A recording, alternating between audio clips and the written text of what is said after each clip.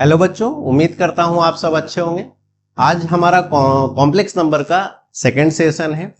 इस सेशन में हम लोग properties of conjugate, modulus and argument discuss करेंगे। साथ ही साथ इन पे क्वेश्चंस भी करेंगे। So let's start now. मान लो कि हमारा एक कॉम्प्लेक्स नंबर z है, it is x plus iota y। अब कॉन्जुगेट का मतलब क्या होता है? अगर मैं आर्गन प्लेन में कॉम्प्लेक्स नंबर को रिप्रेजेंट करूं, यहां पर लेटर से वो यहां पे प्रेजेंट है, तो कॉन्जुगेट का मतलब हुआ इसका mirror image in real axis. तो इसका कॉन्जुगेट कहां होगा? एग्जैक्टली जितना रियल एक्सिस से ये z ऊपर है, उतना ही रियल एक्सिस से इसका कॉन्जुगेट नीचे होगा। ठीक है, गॉट इट। साथ ही हमने यह भी डिस्कस किया था कि अगर इसका आर्गुमेंट थीटा है तो इसका आर्गुमेंट माइनस थीटा होता है। ये ऑलरेडी हमने डिस्कस कर रखा है। ठीक है, यहां पे मैं लिख देता हूं z कॉन्जुगेट का क्या हो जाएगा? x minus iota y। Now कुछ और प्रॉपर्टीज हैं जो आज हम लोग डिस्कस करेंगे। So let's start. पहला प्रॉपर्टी है, फर्स्ट प्रॉपर्टी इज कि अगर मैं कॉन्जुगेट 2 बार ले लूं या 4 बार ले लूं या 6 बार, कहने का मतलब अगर कॉन्जुगेट को हम इवन टाइम्स ले रहे हैं तो हमें वापस से वही कॉम्प्लेक्स नंबर मिलेगा। लेकिन अगर मैं कॉन्जुगेट ऑड टाइम्स ले रहा हूं, दैट इज 1, 2 एंड 3 या 5 बार ले लूं या 7 बार ले लूं, अगर ऑड टाइम्स ले रहे हैं तो we will get conjugate of z। ठीक, प्रूफ आसान है।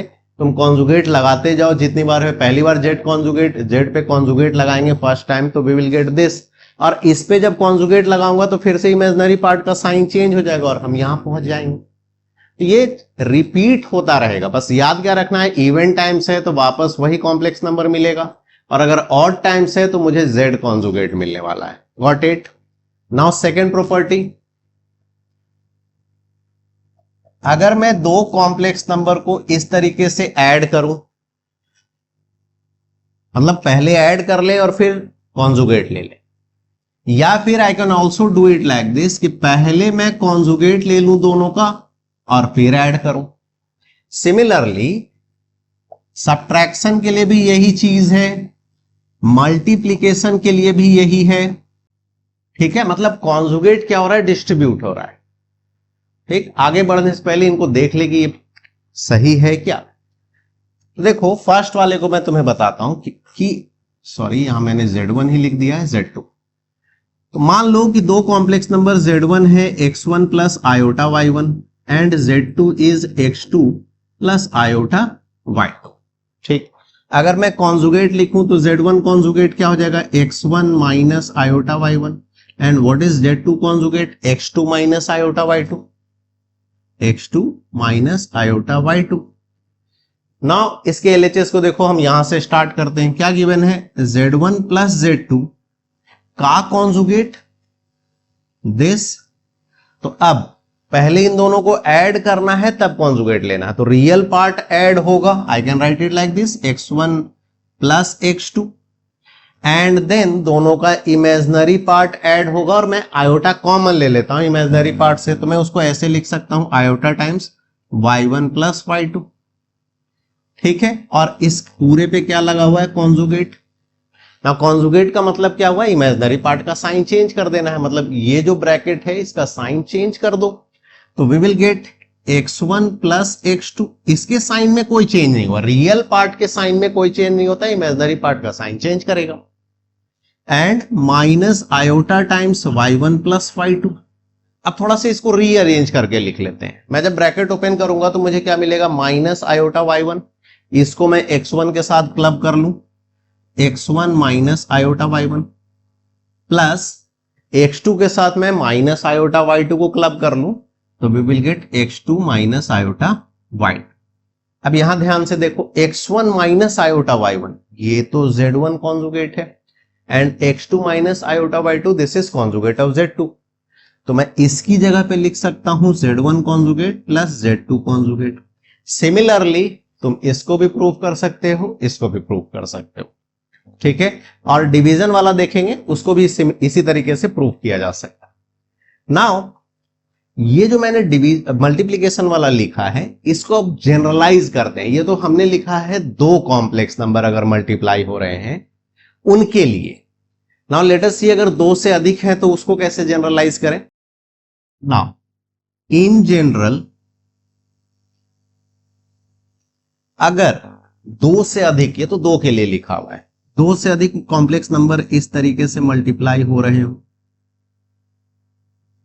मान लो n कॉम्प्लेक्स नंबर्स मल्टीप्लाई हो रहे हैं, और मल्टीप्लाई करने के बाद मैंने इसका कॉन्जुगेट लिया, ठीक। तो ये प्रॉपर्टी क्या बोलता है कि जो कॉन्जुगेट है ये मल्टीप्लीकेशन के ऊपर डिस्ट्रीब्यूट हो जाता है। तो मैं इस कॉन्जुगेट को सारे कॉम्प्लेक्स नंबर पे डिस्ट्रीब्यूट करके इस तरीके से लिख सकता हूं, conjugate of Z1 into conjugate of Z2 into conjugate of Z3 into conjugate of Zn, ठीक। नाउ व्हाट इफ ये सारे कॉम्प्लेक्स नंबर सेम हो, मतलब ये चीज z का पावर n अगर हो, और sorry z raise to the power n, और इसका कॉन्जुगेट तो z raise to the power n, इसका मतलब क्या हुआ, इसका मतलब हुआ complex number z is getting multiplied n times, और मैंने इसका कॉन्जुगेट लिया, यही चीज ये लिखा हुआ है, ठीक। अब इस प्रॉपर्टी को देखो, मैं इस कॉन्जुगेट को सारे z पे डिस्ट्रीब्यूट कर सकता हूं, like this, conjugate of z into conjugate of z into conjugate of z, कितनी बार, n टाइम्स। अब कॉन्जुगेट ऑफ z अगर n टाइम्स मल्टीप्लाई हो रहा है तो I can write it conjugate of z raise to the power n, ठीक है। तो फोर्थ का ये फर्स्ट था और ये सेकेंड, क्या मिला, z raise to the power n का conjugate, this is equal to conjugate of z raise to the power n। मतलब ऐसे याद रखो कि कॉन्जुगेट और ये जो एक्सपोनेंट है ये अपने पोजीशन को स्विच कर सकते हैं, एक दूसरे के साथ अपने पोजीशन को बदल सकते हैं, ठीक। Now fifth property conjugate division पर इस तरीके से अगर हो, ठीक है, तो अगेन ये कॉन्जुगेट डिस्ट्रीब्यूट हो जाएगा न्यूमरेटर और डिनोमिनेटर पे, that is I can write it like this, conjugate of Z1 over conjugate of Z, ठीक है। यहां पर भी वही हुआ, मल्टीप्लीकेशन में भी डिस्ट्रीब्यूट हो रहा था, कॉन्जुगेट बढ़ जा रहा था, एडिशन में भी बढ़ गया, सब्ट्रैक्शन में भी बढ़ गया कॉन्जुगेट, इसी तरीके से डिवीजन में भी न्यूमरेटर और डिनोमिनेटर पे कॉन्जुगेट डिस्ट्रीब्यूट हो गया, got it. Now next property sixth is, अगर मैं ये बोलूं कि कोई कॉम्प्लेक्स नंबर अपने कॉन्जुगेट के बराबर है, इसका मतलब क्या हुआ, इसका मतलब हुआ कि z इज, तुम सोचो अगर ये इसके बराबर है, इट मीन्स कि z इज प्योरली रियल। देखो समझाता हूं मैं, प्योरली रियल, ये क्या लिखा हुआ है, z is equal to its conjugate, तो वहां से मैं लिख सकता हूं इसका मतलब हुआ x plus iota y is equal to x minus iota y, ठीक है। तो x तो कुछ भी हो दिक्कत नहीं है, अगर मैं कंपेयर करूं दोनों साइड तो हम कंपैरिजन करते हैं कैसे, रियल पार्ट को रियल पार्ट से और इमेजिनरी पार्ट को इमेजिनरी पार्ट से, तो x इक्वल टू x, ये तो ठीक आ रहा है। लेकिन अगर इमेजिनरी पार्ट को कंपेयर कर रहे हैं तो इधर है प्लस y और उधर है माइनस y, तो y के किस वैल्यू के लिए ये ट्रू है, ये तो x के किसी भी वैल्यू के लिए ट्रू है ना, 1 रखो तो 1 इक्वल टू 1, 2 रखो तो 2 equal to 1, 2/3 equal to 2/3, -√3 equal to -√3, मतलब ये किसी भी x के वैल्यू के लिए ट्रू है। बट लुक एट दिस, ये किसके लिए ट्रू है, ओनली फॉर 0, अगर y 0 होगा तभी ट्रू है, अदरवाइज तो ये ट्रू नहीं। अगर विजुअलाइज नहीं कर पा रहे हो तो इसको सॉल्व कर लो, इस माइनस y को अगर मैं इधर लेके चला आऊं तो 2y इक्वल टू 0 हो गया, तो y का वैल्यू क्या आया, 0 आया। तो ये तभी पॉसिबल है व्हेन y इज 0, तो अगर किसी कॉम्प्लेक्स नंबर का इमेजिनरी पार्ट 0 है तो उसको क्या बोलते हैं? प्योरली रियल बोलते हैं। Got it? अच्छा, यहां पे एक चीज और ध्यान रखो, ये या तो तुम्हें इस तरीके से यूज करना होगा या फिर क्वेश्चन में तुम्हें कई बार इस तरीके से भी लिखा हुआ रह सकता है z। देखो, अगर मैं इसको इधर ले आऊं तो it will be z minus z conjugate is equal to 0। चाहे ये बोलूं, ये लिखूं या ये लिखूं, दोनों का मतलब सेम है। इसका मतलब भी क्या है? z minus z conjugate is equal to 0 का मतलब भी क्या है? z is purely real. तो ऐसे हो या ऐसे हो, दोनों का मीनिंग सेम है। ठीक है, तो किसी भी रूप में तुम्हें यह दिख सकता है questions. Got it? Next property पे बढ़ते हैं। नाउ सेवेंथ प्रॉपर्टी, अगर कोई complex number negative of conjugate के, मतलब कॉम्प्लेक्स नंबर किसके इक्वल है? अपने कॉन्जुगेट के निगेटिव के बराबर, तो इसका मतलब है कि z इज प्योरली इमेजिनरी। ठीक है, अगर z अपने, z किसके बराबर है? अपने कॉन्जुगेट के निगेटिव के इक्वल अगर है तो उसका मतलब है z is purely imaginary. Again मैं इसको अगर इधर ले आऊं तो I can also write it like this, z plus z conjugate is equal to 0। इसका मतलब भी वही है और इसका मतलब भी सेम है। z is equal to minus of z conjugate and z plus z conjugate equal to 0। दोनों का मीनिंग क्या है? z is purely imaginary. अब इसको समझते हैं। देखो, z is equal to minus of negative of conjugate of z है क्या? x प्लस आयोटा y, और equal to minus conjugate of z which is x minus iota y। Now अगर मैं ब्रैकेट ओपन करूं इधर तो हमें क्या मिलेगा? x plus iota y is equal to minus x plus iota y। Now compare करो, तो रियल पार्ट को रियल पार्ट से कंपेयर कर रहे हैं तो हमें मिल रहा है x is equal to minus x. अब अगेन ये तो सिर्फ और सिर्फ इधर प्लस x है उधर माइनस x है।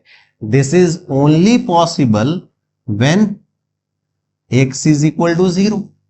और अगर कॉम्प्लेक्स नंबर का रियल पार्ट 0 है, इससे हमें क्या पता चला कि real part of the complex number is 0, तब हम उसको किस तरह का कॉम्प्लेक्स नंबर बोलेंगे? It is purely imaginary.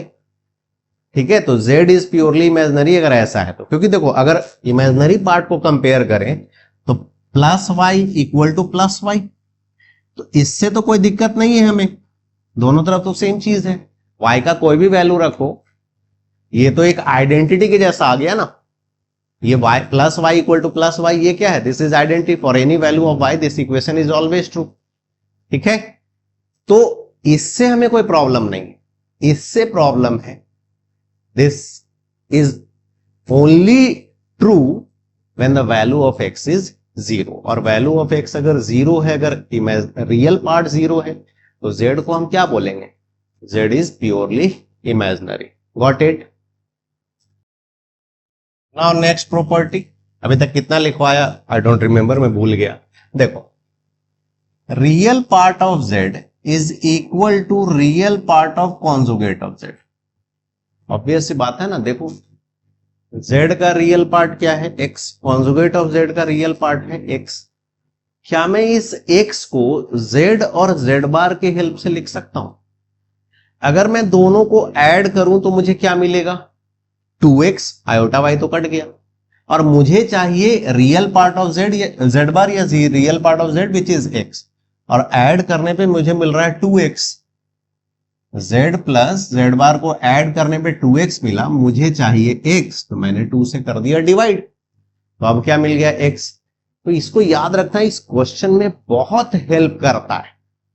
अगर हम किसी भी कॉम्प्लेक्स नंबर को रियल पार्ट को सिर्फ लिखना चाहते हैं तो हम इस तरीके से लिख सकते हैं। याद रखना भी सिंपल है, जब ऐड करोगे, जब भी इन दोनों को ऐड करोगे यू विल गेट 2x, और तुम्हें चाहिए x, इसके अकॉर्डिंग क्या बोल रहा है? x चाहिए, x चाहिए, तो 2 से डिवाइड कर दो। सेकंड मतलब नेक्स्ट, तो देखो नेक्स्ट है इमेजिनरी पार्ट ऑफ z को हम कैसे लिख सकते हैं? तो इमेजिनरी पार्ट ऑफ z क्या है? y है। आयोटा वाई नहीं है, imaginary part of Z is y. और यहां देखो imaginary part of conjugate of z क्या है, माइनस वाई। तो अगर मुझे इमेजिनरी पार्ट ऑफ जेड लिखना है या negative of imaginary part of conjugate of Z लिखना है, क्योंकि यहां पे इसका इमेजिनरी पार्ट है माइनस वाई, मैंने माइनस लगा दिया तो ये भी वाई है, ये भी वाई। तो वाई कैसे लिख सकते हैं, तो अगर मैं जेड और जेड कॉन्जुगेट को घटाएंगे तो क्या होगा, iota y plus iota y हो गया, तो 2 आयोटा वाई मिलेगा, और एक्स एक्स तो कट गया। अब मुझे मिल रहा है 2 आयोटा वाई, जबकि मुझे चाहिए सिर्फ वाई। तो I will divide it by 2 iota. 2 iota जो एक्स्ट्रा आ रहा है उससे डिवाइड कर लो। देखो z माइनस जेड बार क्या मिला, x plus iota y and x minus iota y. Add कर, अगर सॉरी सब्ट्रैक्ट किए तो क्या हो गया, ये होगा। x x कट गया, क्या आया 2 आयोटा वाई।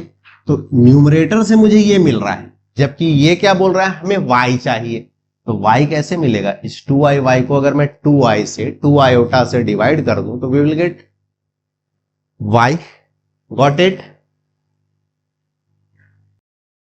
ओके, कॉन्जुगेट के प्रॉपर्टीज तो हमने कर लिए, अब मॉडुलस के प्रॉपर्टीज में मूव करते हैं ना। पहले मॉडुलस का मतलब क्या है एक बार रिकॉल कर लें। जैसे ये z है और ये ओरिजिन है हमारा, this is the real axis और ये हमारा इमेजिनरी एक्सिस है। तो इस z का ओरिजिन से जो डिस्टेंस है उसी को हम मॉड z बोलते हैं, और इसको जनरली मैं r से रिप्रेजेंट करता हूं। तो mod z is equal to r, और ये होता क्या है, दिस इज रियल पार्ट का स्क्वायर प्लस इमेजिनरी पार्ट का स्क्वायर का अंडर रूट, ये ठीक। ये है मॉड जेड का मतलब। अब इसके प्रॉपर्टीज को डिस्कस करें। तो पहला प्रॉपर्टी है, first property is mod of z equal to mod of z bar equal to negative of mod of z equal to negative of mod of z conjugate. सब सेम वैल्यू दे रहा है, एक एक करके देखो। मॉड ऑफ जेड तो हमने वो लिख रखा है। अब mod of conjugate of z, तो कॉन्जुगेट ऑफ जेड इसका मॉडुलस अगर करें तो हम क्या लिखेंगे, रूट के अंदर रियल पार्ट का स्क्वायर प्लस इमेजिनरी पार्ट का स्क्वायर। तो देख पा रहे हो ये भी तो x square plus y square ही दिया, this will also give x square plus y square.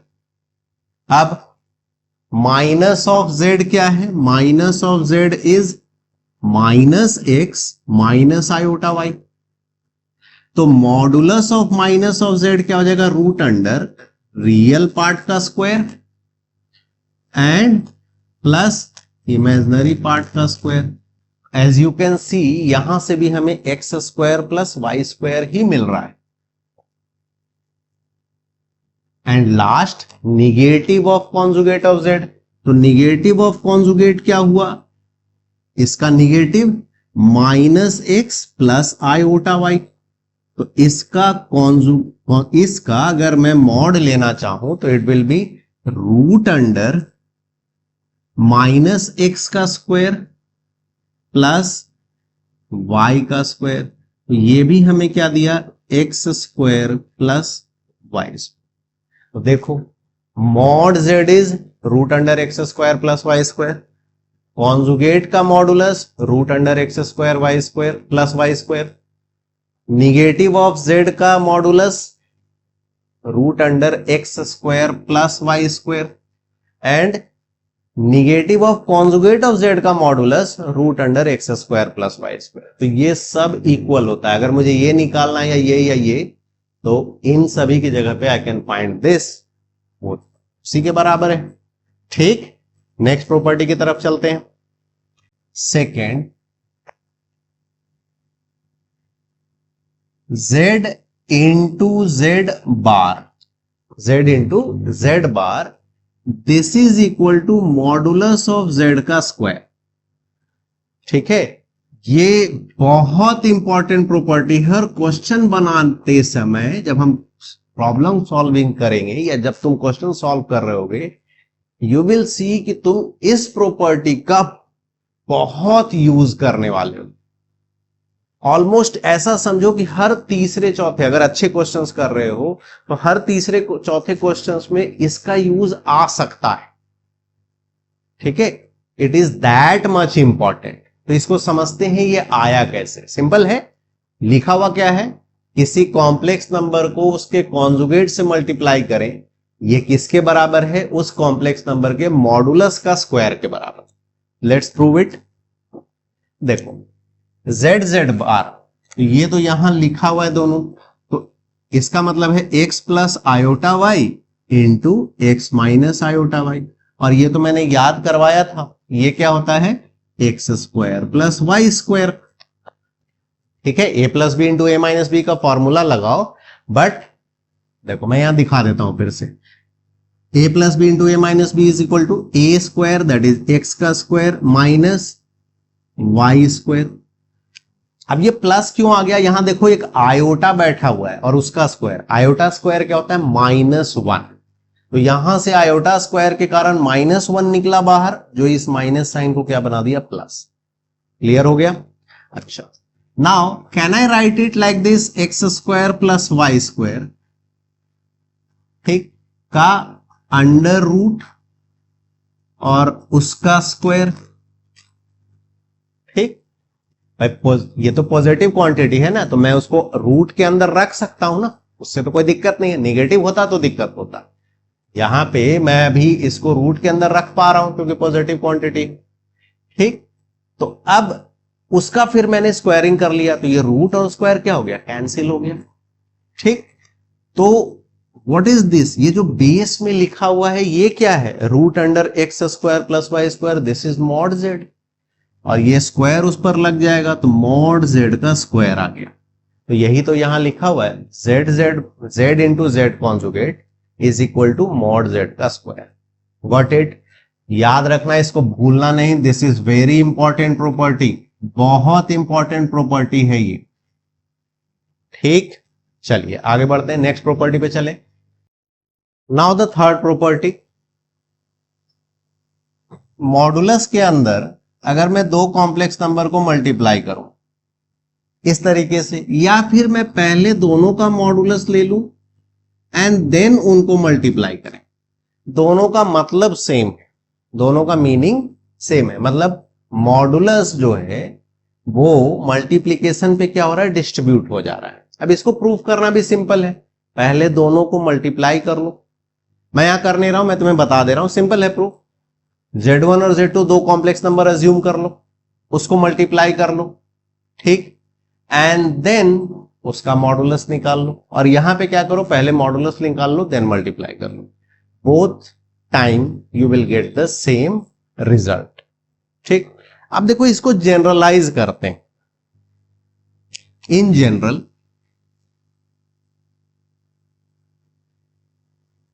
अगर मैं मॉडुलस के अंदर n कॉम्प्लेक्स नंबर्स मल्टीप्लाई कर रहा हूं इस तरीके से, सॉरी, मॉडुलस के अंदर पहले मल्टीप्लाई हो रहा है तब हम मॉडुलस ले रहे हैं, इसको मैं इस तरीके से भी परफॉर्म कर सकता हूं कि मॉडुलस पहले ले लूं सबका और फिर उनको मल्टीप्लाई करूं। Got it. सेम चीज है, देखो यहां दो था तो डिस्ट्रीब्यूट हो गया, यहां n कॉम्प्लेक्स नंबर है तो मॉडुलस उन सभी पे डिस्ट्रीब्यूट हो गया। Now what if all the complex numbers are same, मतलब अगर इस तरीके से हो तो, या चलो यही लिख देता हूं z का पावर n और उसका मॉडुलस, तो मैं इस चीज को क्या लिख सकता हूं, मॉडुलस के अंदर z n टाइम्स मल्टीप्लाई हो रहा है, ठीक, और इस प्रॉपर्टी से मॉडुलस इन सारे कॉम्प्लेक्स नंबर जो z है इस पर डिस्ट्रीब्यूट हो जाएगा, तो मॉड z इंटू कितनी बार, n टाइम्स। नाउ अगर mod z n times multiply हो रहा है तो I can write it like this, mod z raise to the power n। ठीक, तो थर्ड का समझो ये फर्स्ट था और ये सेकंड, इसको मैं ऐसे लिख देता हूं यहां पे, सेकंड मॉडुलस के अंदर है एक्सपोनेंट z पर, तो मैं इसे चाहूं तो एक्सपोनेंट के मॉडुलस के बाहर भी निकाल सकता हूं। I can also do it like this, कि पहले हम क्या करें, मॉडुलस ले लें और तब वो पावर n लगा दें। Got it. तो देखो कॉन्जुगेट में भी कुछ ऐसा ही था, कॉन्जुगेट में भी जो पावर था वो कॉन्जुगेट के साइन के साथ स्विच हो रहा था, हम आगे पीछे कर सकते थे।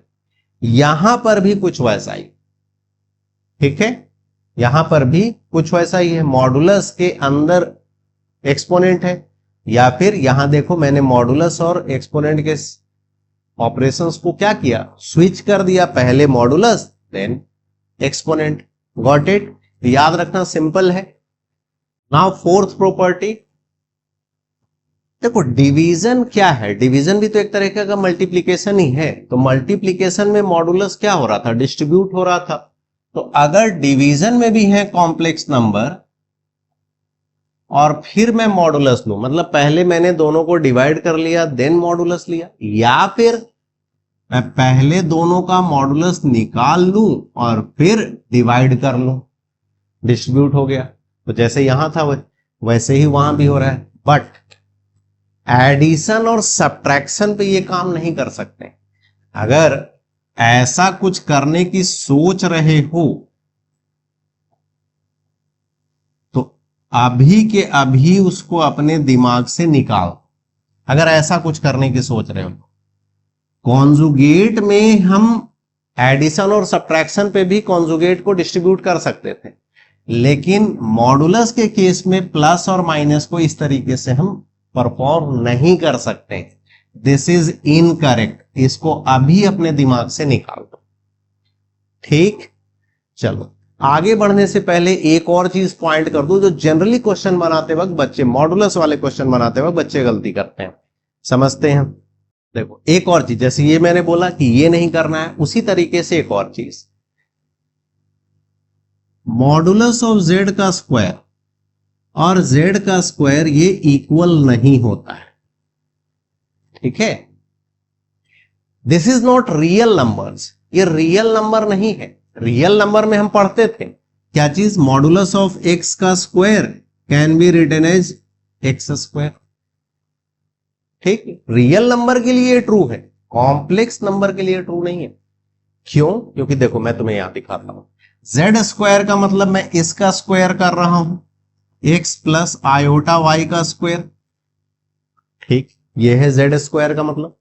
तो यहां a प्लस बी के होल स्क्वायर से अगर इसको ओपन करें तो a square plus iota y का square which is minus y square and plus 2ab which is minus iota x plus iota xy। तो यहां क्या आया, प्लस 2 आयोटा xy। अब देखो क्या मॉड, अब इसको फर्दर हम सिंप्लीफाई क्या कर पाएंगे, क्या कर पाएंगे इसको फर्दर सिंप्लीफाई, नहीं ना। मॉड z का स्क्वायर क्या होगा, इसका स्क्वायर, तो मॉड z का स्क्वायर हमें क्या दे रहा है, x square plus y square. अब यहां ध्यान से देखो, z का स्क्वायर हमें क्या दिया, एक कॉम्प्लेक्स नंबर, ये प्योरली रियल नहीं ना है, यहां देखो आयोटा पार्ट प्रेजेंट है। और मॉडुलस z का स्क्वायर हमें क्या दिया, एक purely real number, this is purely real. x और y क्या होता है, यहां पे रियल नंबर्स होते हैं। ये जो x और y हम जिसके हेल्प से कॉम्प्लेक्स नंबर लिखते हैं विद आयोटा, ये x एंड y क्या है, दे आर रियल नंबर्स, तो ये कंप्लीटली रियल है। मॉड z का स्क्वायर इज रियल और z का स्क्वायर इज, इसमें इमेजनरी भी है, इमेजनरी है ये, तो दोनों इक्वल कैसे हो सकता है, नहीं। अगर मैं दोनों को इक्वल लिख रहा हूं, इसका मतलब हुआ कि x या y में से कोई जीरो होगा तभी ना वो यहां मिसिंग है, ठीक। तो ये याद रखना, these two are not equal. अगर क्वेश्चन में ही इस तरीके से दिया हुआ है तो उसको यूज करो, लेकिन अगर हम कोई क्वेश्चन बना रहे हैं और उसमें मेरे दिमाग में आ रहा है कि क्वेश्चन सॉल्व करने के लिए मैं इसको यूज कर लूं या इस तरह का कुछ यूज कर लूं, नहीं, दिस इज, ये भी गलत है और ये भी गलत।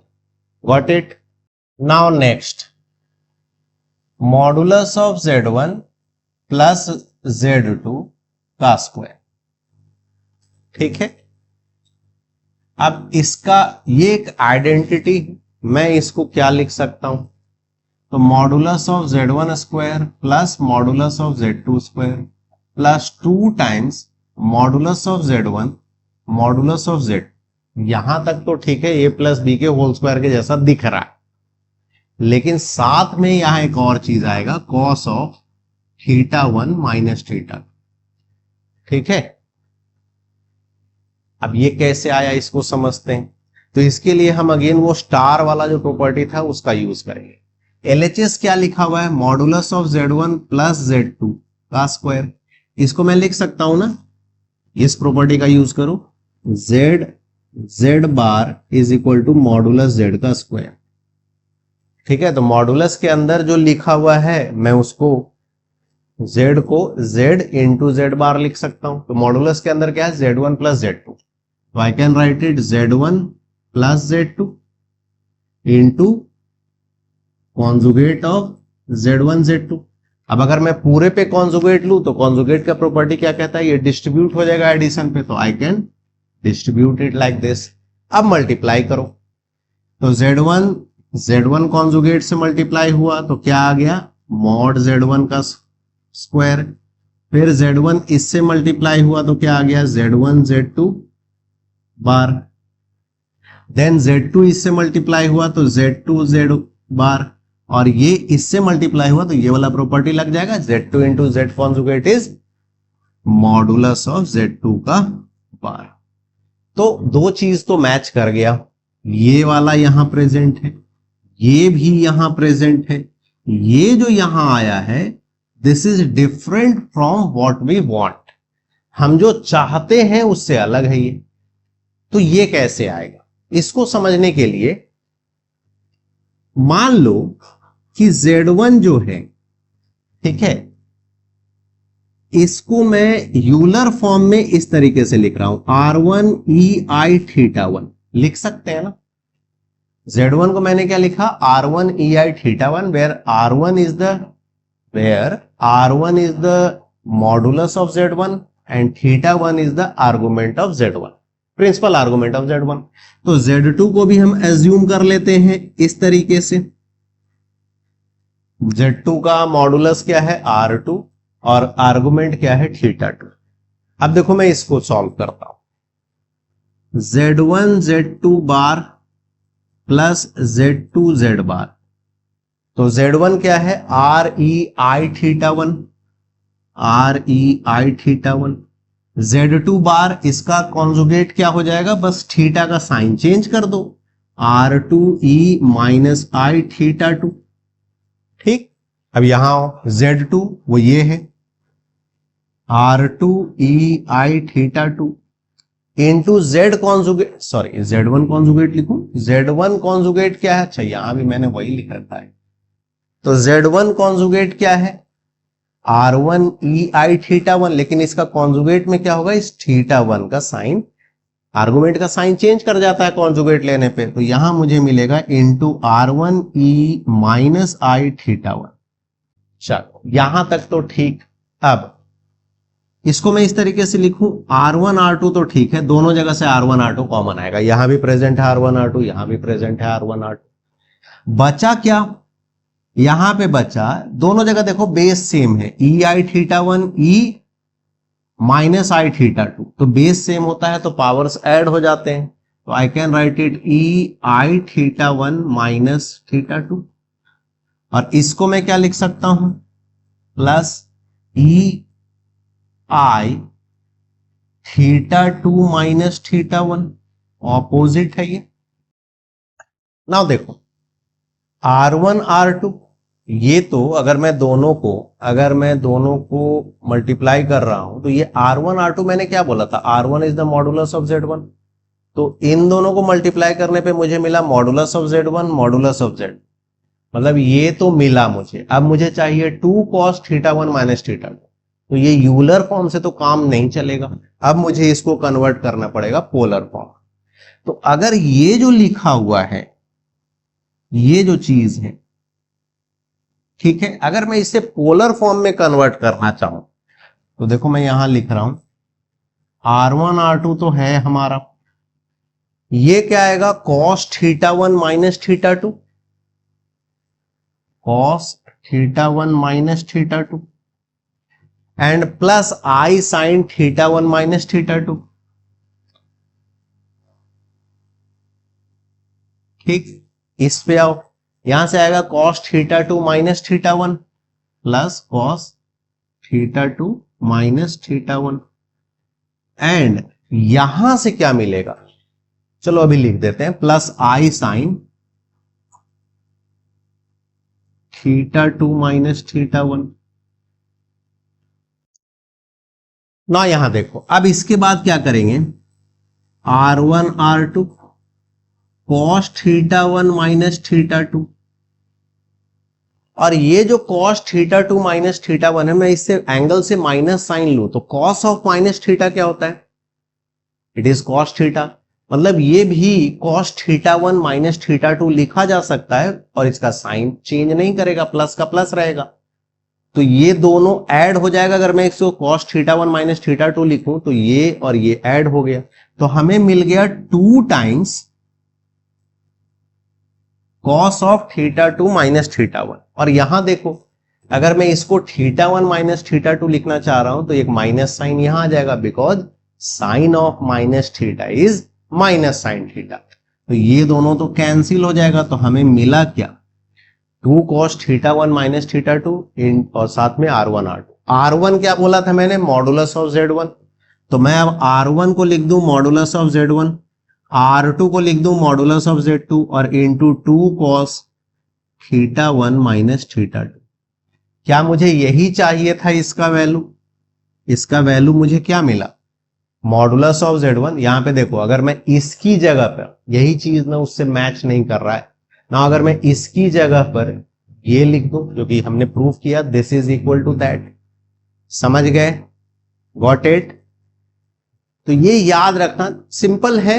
हमने यहां पे क्या किया है, कुछ नहीं, मतलब बेसिक यूलर और पोलर फॉर्म का यूज किया है, ठीक, और उसके हेल्प से ये आसानी से प्रूफ हो गया कि this is equal to that, got it.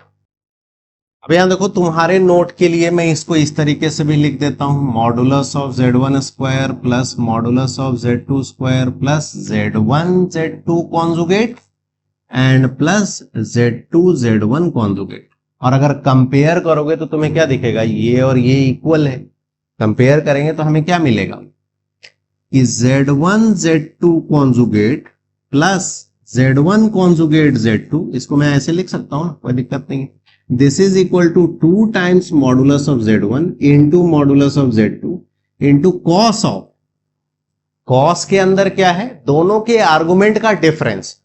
अब यहां बहुत बच्चे सवाल करते हैं कि sir theta one minus theta to, मतलब जो पहले है उसको पहले, मतलब, तो देखो cos of theta one minus theta to को मैं cos of theta two minus theta one भी तो लिख सकता हूं, क्योंकि cos of minus theta cos theta होता है। तो यहां पे मैं theta one minus theta to लिखूं या theta two minus theta to लिख दूं, उससे क्या फर्क पड़ता है, ये लिखो या theta two minus theta one लिखो, कोई फर्क नहीं पड़ता है, गॉट इट। चलिए, तो नोट में इसको भी, अब जब नोट बनाओगे तो इसको भी नोट कर लेना, और प्रूफ सिंपल है, इससे तुम्हें है। यहां पे एक और चीज सीखे ना इसके प्रूफ से, कि किस तरीके से हम पोलर और यूलर फॉर्म को मैनिपुलेट करते रहते हैं, जहां जरूरत है यूलर फॉर्म लिख दिए, जहां जरूरत है उसको पोलर फॉर्म में कन्वर्ट कर दिए, then again Euler form, then again polar form, और जब फाइनली आंसर के पास पहुंच गए तो उसको कन्वर्ट कर दो अगर जरूरत है तो कार्टेशियन फॉर्म में, गॉट इट। अब देखो, इसी का मिलता जुलता नेक्स्ट प्रॉपर्टी है, नेक्स्ट प्रॉपर्टीज, अगर मैं बीच में यहां माइनस साइन ले लूं, ये चीज, तो क्या हो जाएगा, सिंपल सा, यहां जो चेंजेस करना है वो ये तो दोनों प्लस में ही रहेगा, modulus of Z1 square plus modulus of Z2 square, ये तो एज इट इज, यहां माइनस आ जाएगा, -2 modulus of Z1 Z2 into cos theta one minus theta, ठीक है ना, सिर्फ यहां पर साइन चेंज कर गया, गॉट इट। अब यहां पे एक चीज इसमें समझ लो,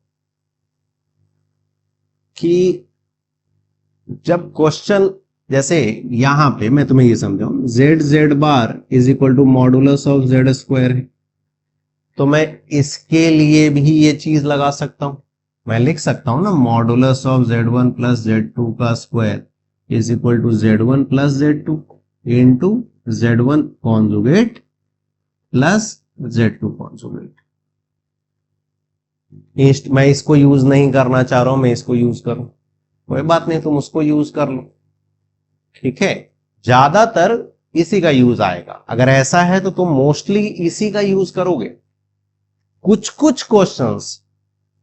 क्वेश्चंस ऐसे तुम्हें दिखेंगे जिसमें इसका यूज करने से तुम्हें फायदा नहीं होगा, वो जब तुम स्टार्ट करोगे तुम्हें पता चल जाएगा।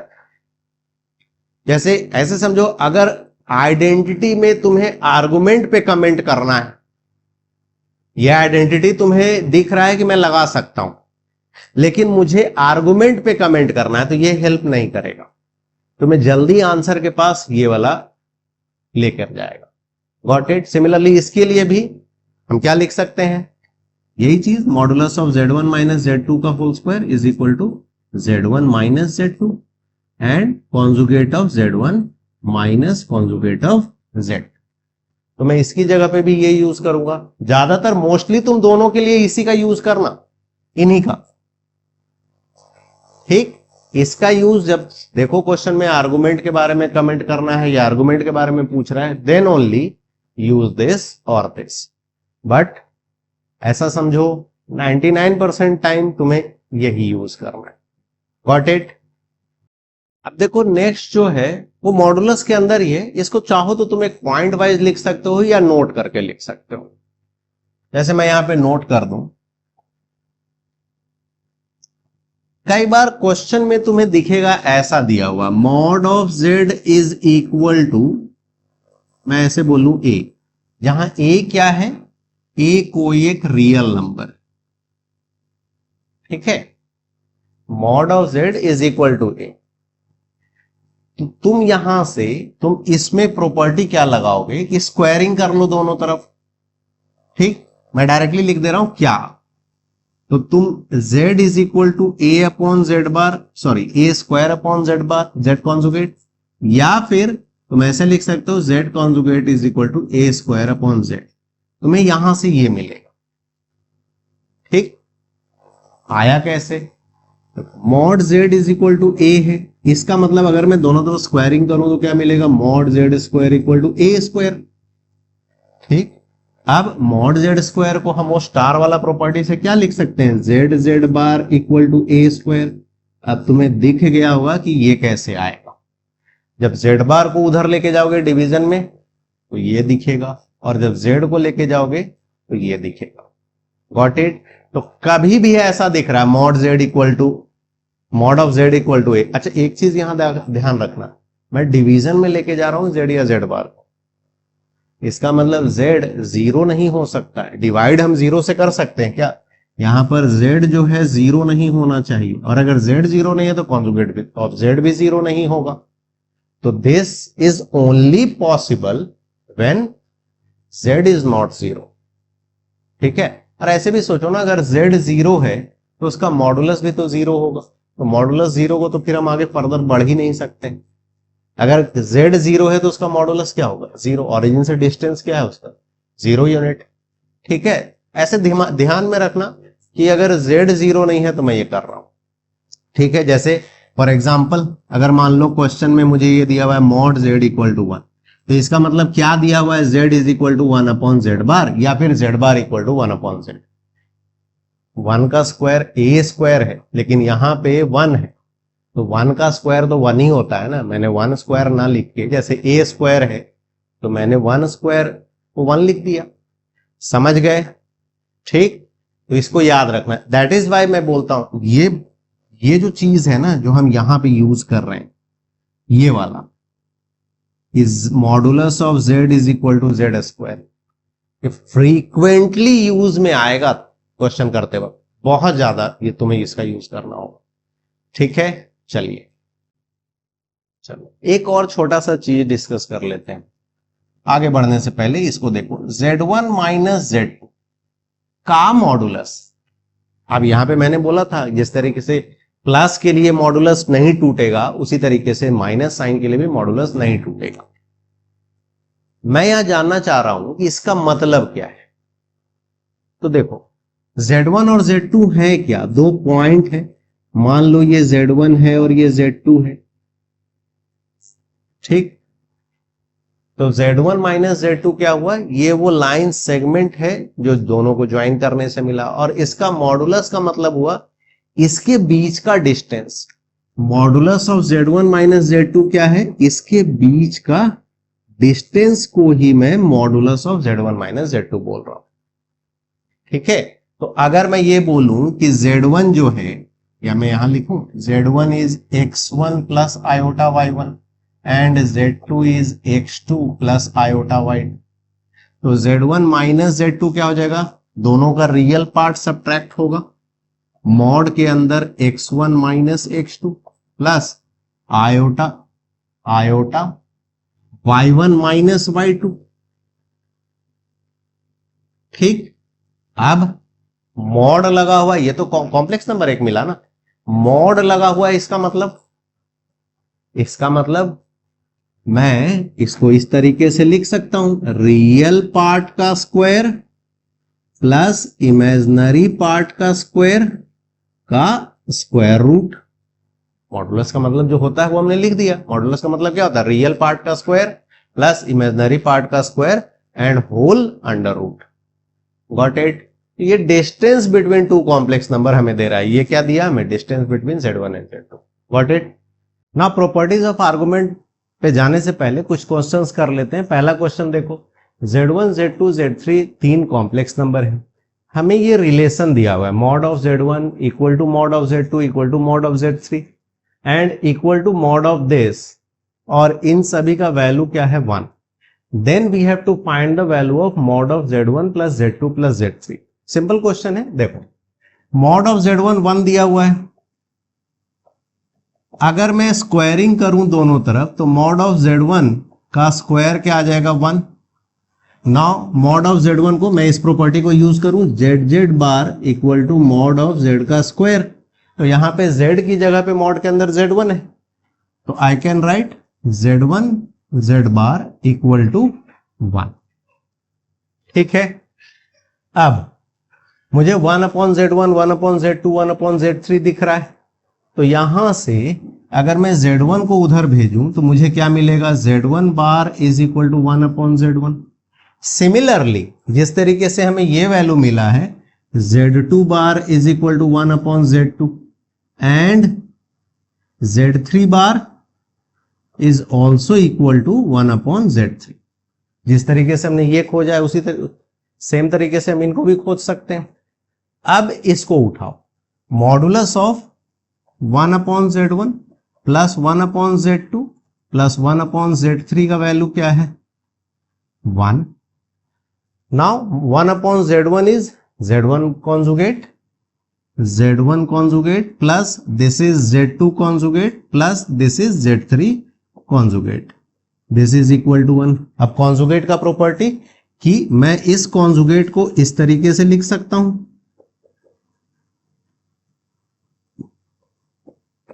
ठीक। नाउ मॉडुलस के अंदर कॉन्जुगेट का कोई मतलब नहीं है, इस प्रॉपर्टी को यूज करो, modulus of Z is equal to modulus of Z conjugate, तो मतलब मैं यहां से कॉन्जुगेट रिमूव कर सकता हूं। तो हमें क्या मिल गया, जो हमें खोजना था फाइनली हम वहां तक पहुंच गए। Modulus of Z1 plus Z2 plus Z3 is equal to 1, तो इसका वैल्यू कितना आ गया, इसका वैल्यू 1 है। Got it. तो देखो मैंने तुम्हें बोला था ना कि ये जो प्रॉपर्टी है, this property, this is very useful, ये बहुत यूज आएगा क्वेश्चन बनाते समय। ZZ bar is equal to mod Z का स्क्वायर, हमने इसी का यूज किया यहां पे। मॉड Z1 के स्क्वायर की जगह पे हमने क्या लिखा, Z1 बार, और इसके हेल्प से हमने 1 अपॉन Z1 का वैल्यू खोजा, ठीक। चलिए नेक्स्ट क्वेश्चन की तरफ बढ़ते हैं। ओके, नेक्स्ट क्वेश्चन को देखते हैं।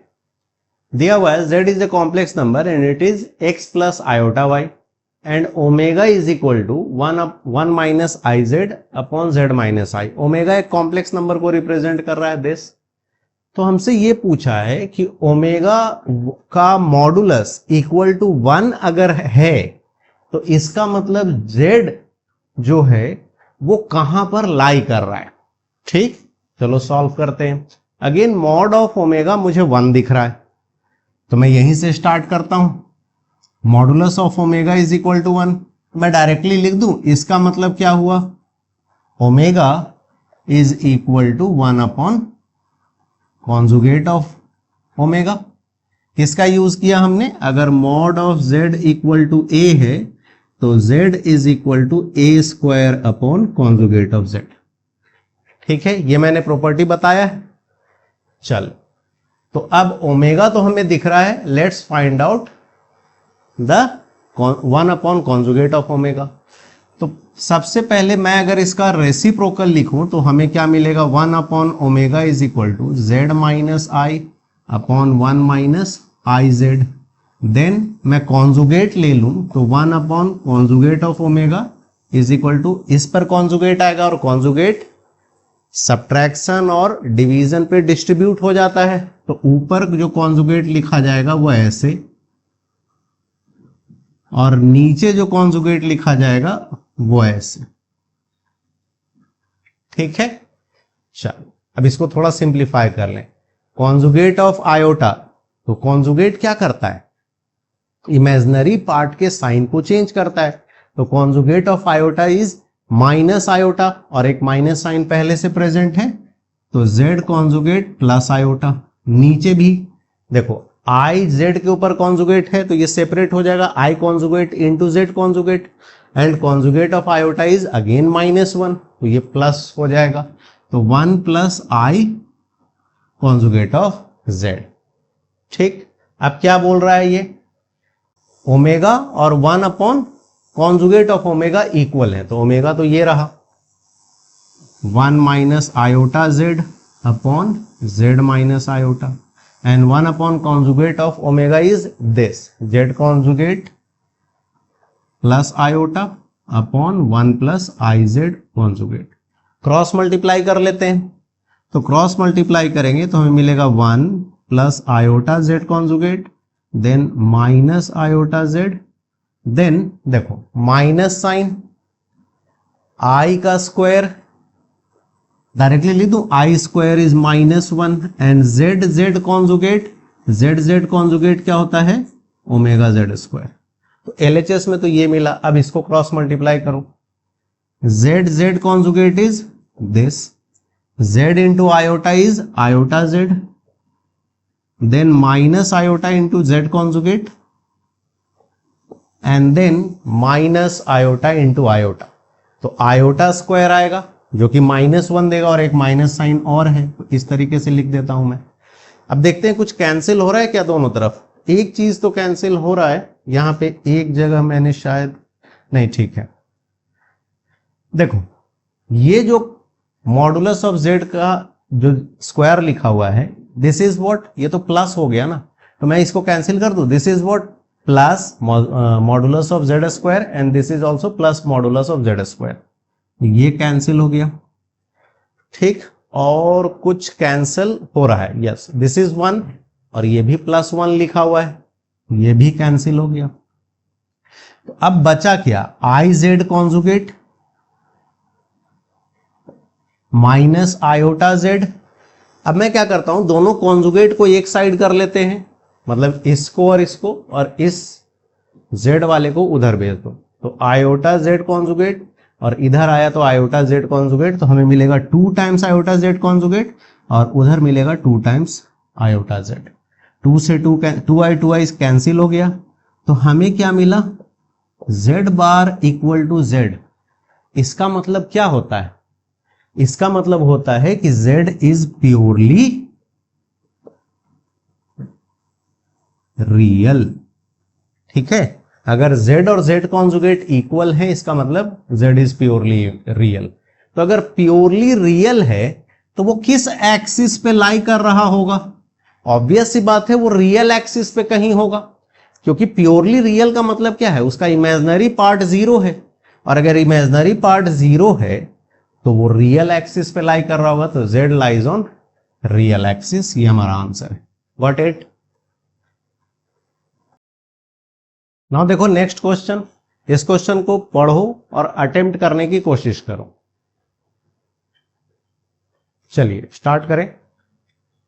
क्वेश्चन में क्या दिया है, मॉड z 1 है और ओमेगा का वैल्यू z के टर्म्स में है, और हमसे क्या पूछा है, रियल ओमेगा का वैल्यू क्या है। अब अगेन यहां पे हम प्रॉपर्टी लगा देते हैं, real omega this is equal to omega plus omega conjugate divided by 2।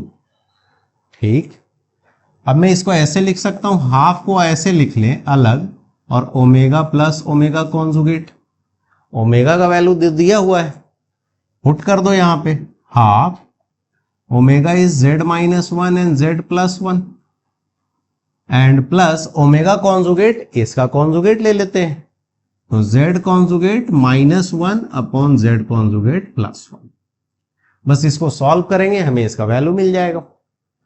तो एलसीएम क्या आ रहा है, एलसीएम आएगा हमारा z plus 1 into conjugate of z plus 1।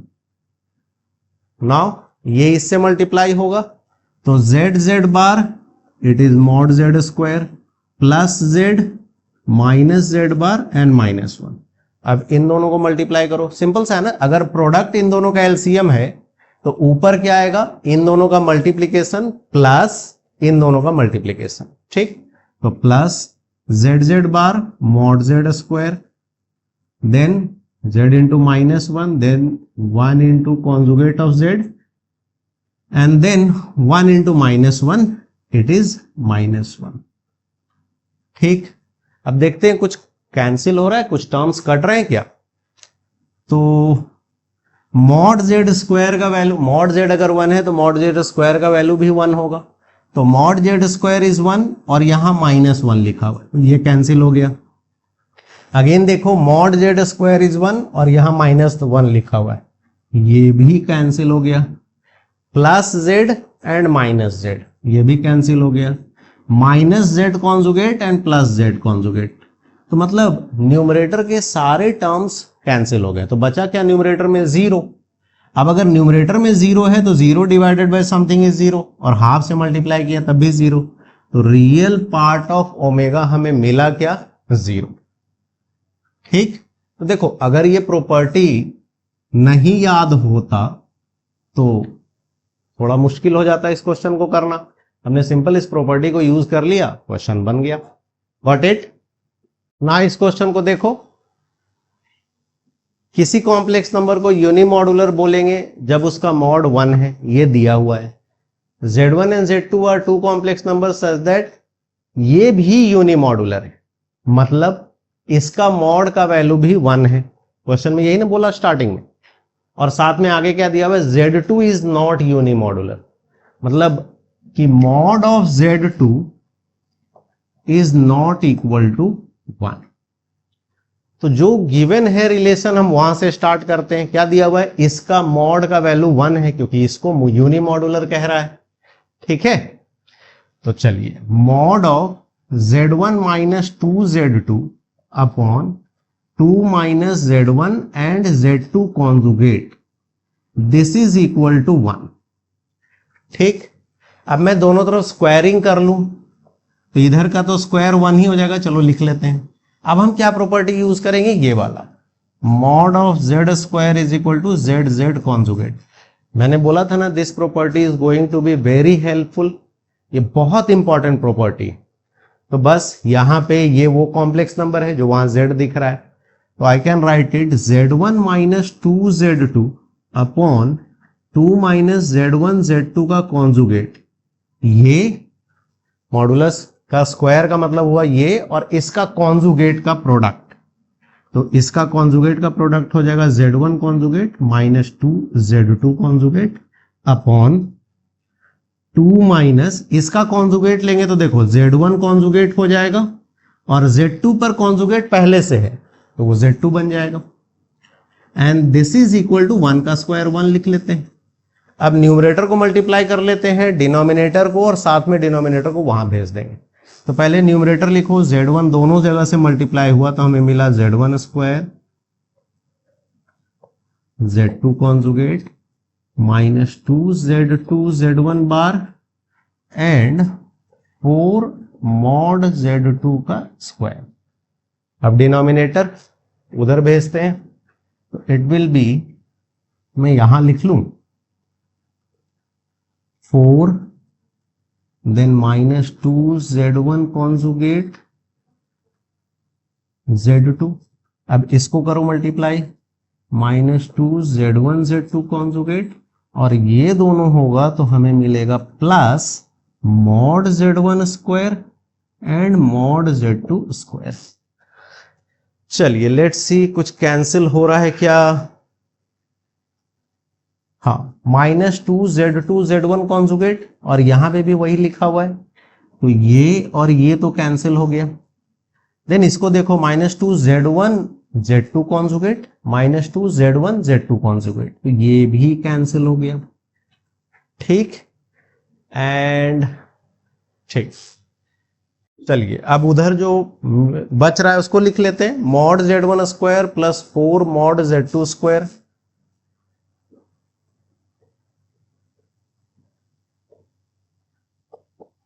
अच्छा, इधर तो LHS में यही बच रहा है, RHS में जो बच रहा है ना उसको मैं इधर ले आता हूं, तो RHS में ये 4 और ये बच रहा है, तो इट विल बी माइनस 4, इसको हटा दें, minus 4 and minus modulus z1 square modulus z2 square, this is equal to 0। चलो दो पेयर हैं, देखो कुछ ग्रुपिंग हो रहा है। यस, फर्स्ट और इसमें से क्या कॉमन आ रहा है, मॉड z1 का स्क्वायर, तो मॉड z1 का स्क्वायर कॉमन ले ले तो यहां 1 बचेगा और माइनस के बाद मॉड z2 का स्क्वायर।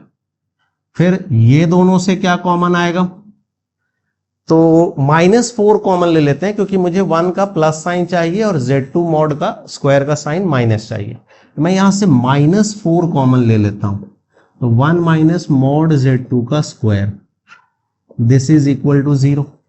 नाउ यहां क्या मिल गया, 1 माइनस मॉड z2 का स्क्वायर एंड मॉड z1 का स्क्वायर माइनस 4 इक्वल टू 0। अब देखो ये क्या गिवन था कि mod z2 is not unimodular, मतलब mod of z2 is not equal to 1, तो अगर मॉड ऑफ z2 1 के बराबर नहीं है तो ये तो 0 होगा नहीं, क्योंकि अगर ये 1 नहीं है तो दिस विल नेवर बी 0। ठीक, तो इसका मतलब इन दोनों ब्रैकेट्स का प्रोडक्ट 0 इसकी वजह से हो रहा है, तो यही 0 है हमारा, this is not, got it. आगे बढ़ते हैं, तो हमने फाइनली ये देखा कि ये 0 है, ये वाला नहीं, तो मॉड ऑफ z1 का square minus 4 is equal to 0। ठीक है ना, मान लेते हैं कि जो z1 है it is x plus iota y। ठीक, तो इसका मॉड का स्क्वायर क्या हो जाएगा, अंडर रूट हट जाएगा स्क्वायर के कारण, तो I can write it x square plus y square, और 4 को इधर ले जाए तो 4। ठीक, तो x square plus y square is equal to 2 का स्क्वायर, तो ये एक सर्कल का इक्वेशन है जिसका कि रेडियस क्या है 2। ठीक, तो हमें क्या मिला answer, circle of radius 2 units. Got it. Now इस क्वेश्चन को देखो, pz and qz1 be variable points, ये दो पॉइंट्स हैं z एंड z1, उनका नाम दे दिया p and q। z is not equal to 0 such that z1 is equal to mod z का स्क्वायर। ठीक है, और हमें एक रिलेशन भी दिया है, modulus of z minus z bar plus modulus of z1 plus z1 bar is equal to 10। तो हमसे पूछा है ये जो भी कर्व है इसके द्वारा जो एरिया इनक्लोज होगा वो कितना है, इसमें से कौन सा उसका एरिया है उस कर्व का। चलो तो यहां से स्टार्ट करते हैं, ये जो गिवन है z1, चलो इसको तुम ट्राई करो, वीडियो पॉज करके ट्राई करके देखो, क्वेश्चन दिख रहा है जैसा उतना इसमें कुछ खास दम नहीं है, इजी क्वेश्चन है, आराम से बन जाएगा, ट्राई करके देखो। चलिए इससे स्टार्ट करते हैं। क्या दिया हुआ है, z1 is equal to mod z का स्क्वायर। अब अगेन मॉड z के स्क्वायर को मैं क्या लिख सकता हूं, zz बार। तो zz1 इज इक्वल टू, मैं इसकी जगह पे लिख दे रहा हूं zz बार। ठीक है, अब z जीरो नहीं है, तो अगर जीरो नहीं है तो मैं यहां से इसको कैंसिल कर दूं, तो हमें क्या मिला, z1 is equal to z bar. मतलब ये जो z1 है ये कॉन्जुगेट ऑफ z है। ठीक है, तो यहां पे z1 प्रेजेंट है, साथ में कॉन्जुगेट ऑफ z1 भी है। तो अगर z1 कॉन्जुगेट ऑफ z है तो इसका मतलब अगर मैं दोनों तरफ कॉन्जुगेट लूं तो z1 कॉन्जुगेट z है। तो ये दोनों रिलेशन का मैं यूज करूंगा इस इक्वेशन को सॉल्व करने में। ठीक, अब उसको उठाते हैं। Mod of z minus z bar plus z1 plus z1 bar, this is equal to modulus of 10। ठीक, और यहां पे छोटा सा एजम्पशन कर लेते हैं कि लेट अस से कि z is equal to x plus iota y। भाई ये एक वेरिएबल पॉइंट है, बोला ना इसने कि z and z1 are variable points, तो हमने z को x plus iota y assume कर लिया। अब z minus z bar plus z1 की जगह पे मैं क्या लिख सकता हूं, z bar plus z1 conjugate की जगह पे मैं क्या लिख सकता हूं, z। This is equal to 10। अब यहां देखो z माइनस z कॉन्जुगेट क्या देगा, 2y। ये देखो ना z कॉन्जुगेट क्या है, x माइनस आयोटा y। तो अगर तुम दोनों को सब्ट्रैक्ट करोगे तो x x कट जाएगा और अंदर में क्या बचेगा, 2 आयोटा y। तो यहां मिला मुझे 2 आयोटा y प्लस इन दोनों का सम जोड़ लो 2x, तो 2x, this is equal to 10। अब आयोटा या यूं बोलो 2 आयोटा y का मॉडुलस क्या होगा, तो या तो इसको ऐसे लिखो या मैं इसको प्रॉपर्टी यहां यूज कर दे रहा हूं, 2 तो मॉडुलस के बाहर आ जाएगा, वो कांस्टेंट है। नाउ आयोटा y जो मॉड के अंदर है उसको मैं कैसे लिख सकता हूं, mod of iota mod of y। ठीक है, और इधर से भी 2 निकाल लो, 2 तो कांस्टेंट है, पॉजिटिव है, तो modulus of x is equal to 10। अब पूरे इक्वेशन को 2 से डिवाइड कर देंगे, साथ ही साथ मॉडुलस ऑफ आयोटा क्या होता है, 1 होता है। तो 2 से डिवाइड कर दिए तो 5 हो गया और मॉडुलस ऑफ आयोटा 1 बन गया। तो हमें मिला क्या, modulus of x plus modulus of y is equal to 5। अब मुझे बताना है इस कर्व के द्वारा जो एरिया इनक्लोज हो रहा है उसका वैल्यू क्या है। ठीक है, पहले इतना देख लो। चलो अब देखो मैं तुम्हें एक चीज बताऊं, इस तरह का कर्व तुम्हें कभी कभी देखने को मिलेगा क्वेश्चन में। ठीक है, mod of x plus mod of y is equal to some real number, और वो रियल नंबर पॉजिटिव ही होगा, ऑब्वियस सी बात है ना। मॉडुलस ये पॉजिटिव है, ये भी पॉजिटिव है, तो दोनों का सम भी तो पॉजिटिव ही आएगा ना। यहाँ पे a जो है वो ग्रेटर देन इक्वल टू 0, मतलब अगर x और y दोनों 0 है तभी a 0 हो सकता है।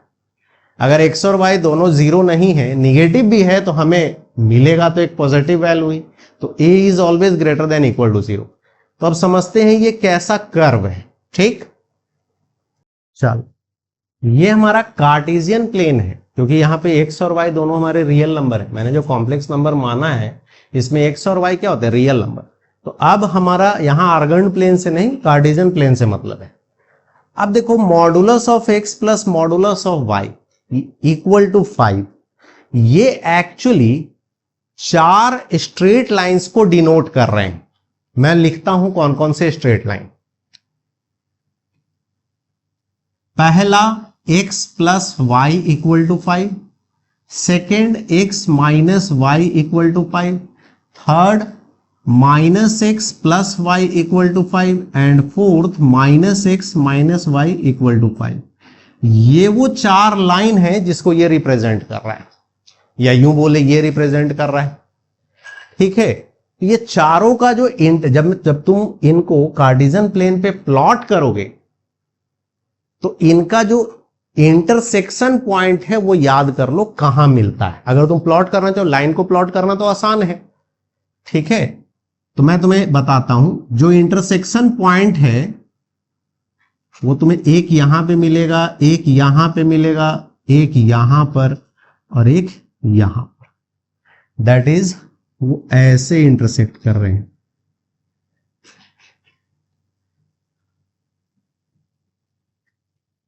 ठीक, इन चारों लाइन को जब प्लॉट करोगे, एक लाइन ये है, दूसरा ये, तीसरा ये और चौथा ये, तो चारों का इंटरसेक्शन पॉइंट से हमें लाइन सेगमेंट्स मिले ना। अब इस देखो, ये जो कर्व है इसके द्वारा एक एरिया इंक्लोज हुआ, हमें इसी का एरिया बताना है। तो क्या तुम देख पा रहे हो, मैं इस कर्व का नाम दे दूं ABCD। This curve is actually a square. Simple सा इसको समझना है कि कैसे स्क्वायर है, तो ऐसे समझो। देखो यहां ओरिजिन है, अब ये तो क्वाड्रिलेटरल है, ये उसका एक डायगोनल है, ये दूसरा डायगोनल है। कैन यू सी, ये जो O है इस डायगोनल का मिड पॉइंट है, ये डिस्टेंस कितना है 5 यूनिट्स, ये डिस्टेंस भी 5 यूनिट्स, तो O is the mid point of BD, diagonal BD। और ये सही यहां देखो, ये 5 यूनिट्स, ये 5 यूनिट्स, तो O is the mid point of this diagonal also. इसका मतलब हुआ दोनों डायगोनल एक दूसरे को बाइसेक्ट कर रहा है।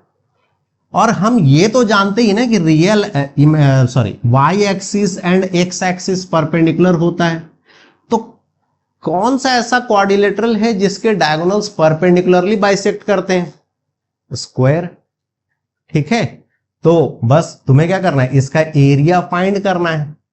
तो इसका एरिया फाइंड करने के लिए तुम या तो ये लेंथ साइड निकालो और उसका स्क्वायर कर दो, या यहां पे थोड़ा सा और सोचो। देखो एक स्क्वायर के कारण, डायगोनल के इंटरसेक्शन के कारण 4 कॉन्ग्रुएंट ट्रायंगल्स बने, तो मैं इस ट्रायंगल का एरिया निकाल लेता हूं और इसको 4 से मल्टीप्लाई कर दूंगा, तो मुझे स्क्वायर का एरिया मिल जाएगा। अब इस ट्रायंगल का एरिया, ये तो राइट एंगल ट्रायंगल है, ये लेंथ कितना है 5, ये लेंथ कितना है 5, तो इस ट्रायंगल का एरिया कितना हो जाएगा, हाफ 5 × 5 स्क्वायर यूनिट्स। और पूरे स्क्वायर का एरिया क्या हो जाएगा, अगर मैं इसे 4 से मल्टीप्लाई कर दूं तो मुझे पूरे स्क्वायर का एरिया मिल गया। ठीक है, तो हमारा आंसर क्या हो गया 50, हमें मिला 50 स्क्वायर यूनिट्स। ठीक है, कौन सा आंसर है ये। तो इस कर्व को याद रखना, mod of x plus mod of y equal to a, हमेशा ही कहां पे इंटरसेक्ट करेगा, a minus a and minus a। ठीक है, 5 था तो 5, 5 -5 एंड -5। Got it.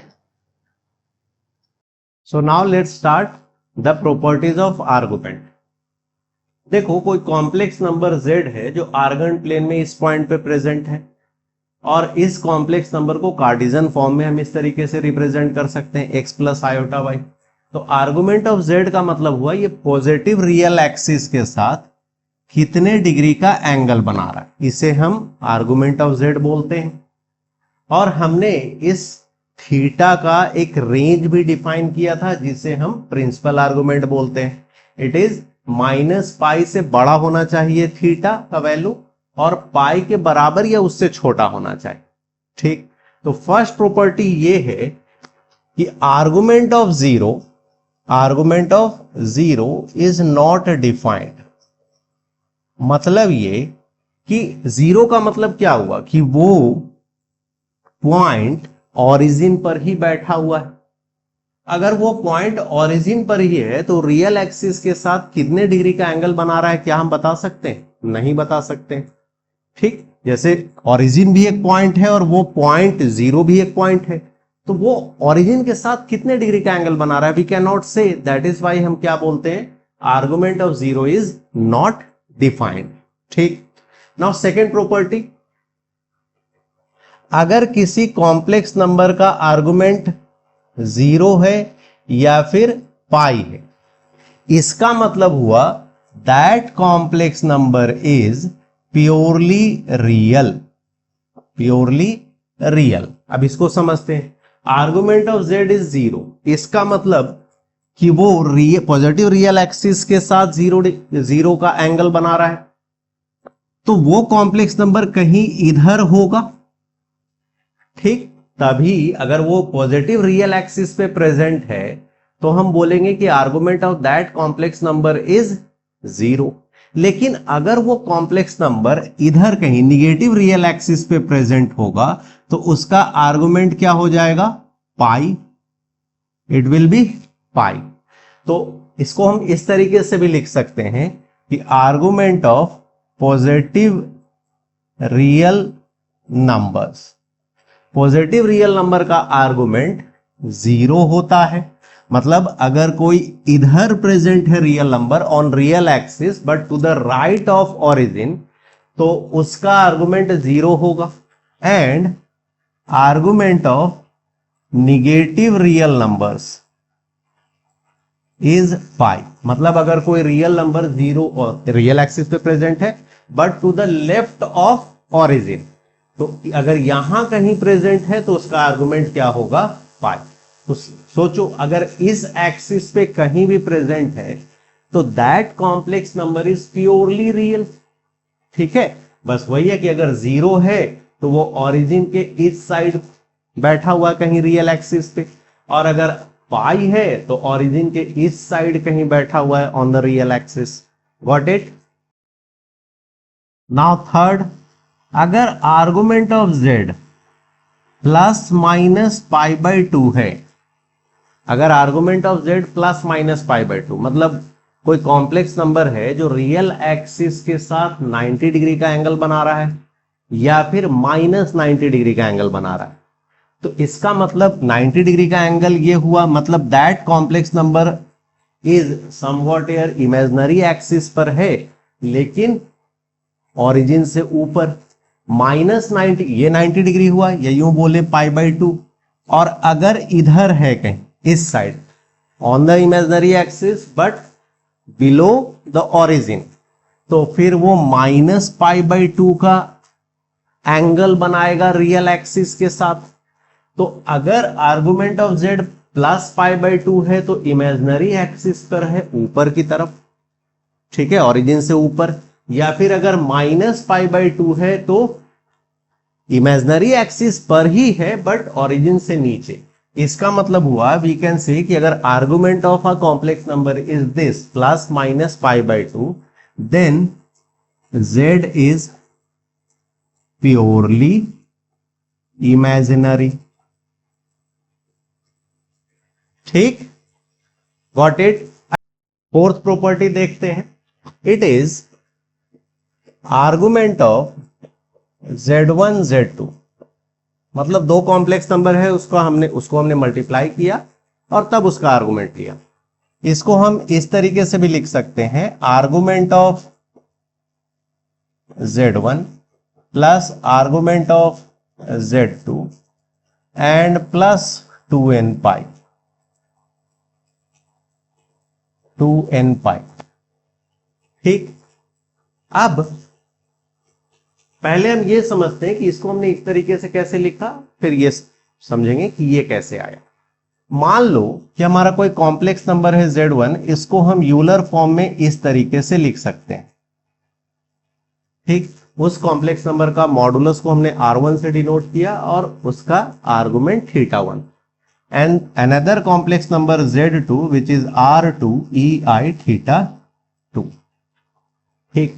अब z1 इंटू z2 क्या हो जाएगा, r1 r2 ei। अगर दोनों मल्टीप्लाई हो रहा है तो देखो यहां बेस में e है, यहां भी बेस में e है, तो एक्सपोनेंट्स क्या हो जाएंगे, ऐड हो जाएंगे। तो I can write it like this, ठीक है। मैं इसको इस तरीके से लिख सकता हूं। तो आर्गुमेंट ऑफ z1 है क्या, आर्गुमेंट ऑफ z1 है θ1, आर्गुमेंट ऑफ z2 क्या है, θ2, and argument of z1 into z2 क्या है, θ1 प्लस θ2। आर्गुमेंट ऑफ z1 z2 क्या है, θ1 प्लस θ2। Now θ1 is argument of z1 and θ2 is argument of z2, और यहां है आर्गुमेंट ऑफ Z1 Z2। तो यहां से लेके यहां तक तो हमें मिल गया, ठीक है। प्रूफ भी सिंपल था, हमने यूलर फॉर्म का हेल्प लिया टू प्रूव दिस।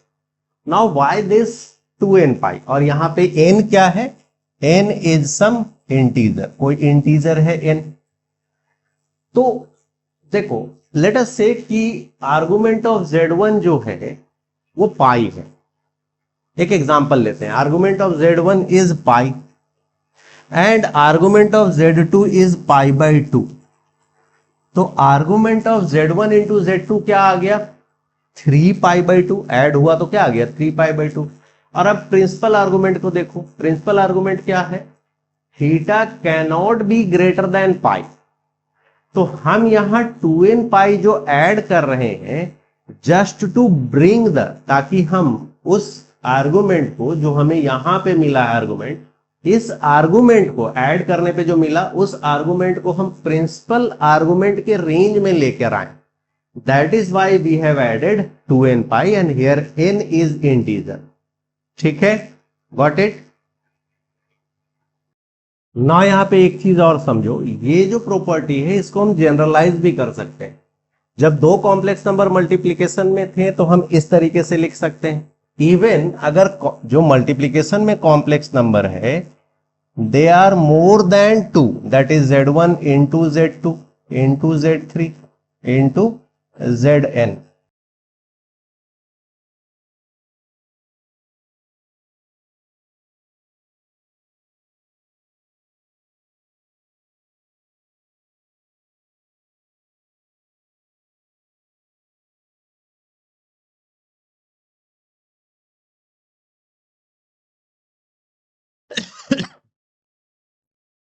अब देखो मैंने इसी प्रॉपर्टी को जनरलाइज किया, ठीक है। अगर एक दो कॉम्प्लेक्स नंबर है तो इस तरीके से, अगर मोर देन 2 है complex number, if there are product of more than 2 complex number, तब भी हम इस प्रॉपर्टी को अप्लाई कर सकते हैं। क्या किया हमने, Z1 से Zn तक कॉम्प्लेक्स नंबर मल्टीप्लीकेशन में था और उसका हमें आर्गुमेंट फाइंड करना था। हमने क्या किया, argument of Z1 plus argument of Z2 plus plus plus argument of Zn, and don't forget this 2n पाई, क्योंकि हमें इसके आर्गुमेंट को प्रिंसिपल आर्गुमेंट में लेकर आना है। तो ये 2n पाई इंपॉर्टेंट है, और जहां पे n क्या है, इंटीजर। ठीक है, इंटीजर का मतलब जीरो भी हो सकता है, ठीक है, पॉजिटिव इंटीजर्स भी हो सकते हैं या फिर निगेटिव इंटीजर्स भी हो सकता है, कुछ भी ले सकते हैं। Got it. अब इसी को हम फर्दर फिफ्थ प्रॉपर्टी के रूप में इस तरीके से कर देते हैं। सोचो अगर सारे कॉम्प्लेक्स नंबर z हो, यहां जो मल्टीप्लाई हो रहा है सारा कॉम्प्लेक्स नंबर z हो, तो क्या होगा, z into z n times. तो I can write it like this, argument of z raise to the power n। अगर सब z होगा तो मैं उसको इस तरीके से लिख सकता हूं, ठीक है। और यहां पे क्या आएगा, argument of z plus argument of z plus argument of z, कितनी बार ऐड होगा, n टाइम्स। तो I can write it n argument of z, again plus 2n pi, और n क्या है, इंटीजर, ठीक है। तो हम इसको, इस प्रॉपर्टी को अगर दो से अधिक है तब भी यूज कर सकते हैं, या इस तरीके से है तब भी यूज कर सकते हैं, ठीक। अब यहां पे देखो, इसको याद करने के लिए you can relate these properties with the properties of logarithm. Log के अंदर भी तो ऐसा ही होता है ना, log m into n can be written as log m plus log n।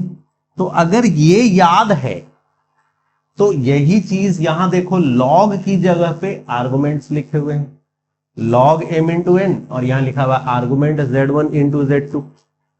तो इसको याद करने के लिए you can you relate these properties with the properties of logarithm, और याद कर सकते हो।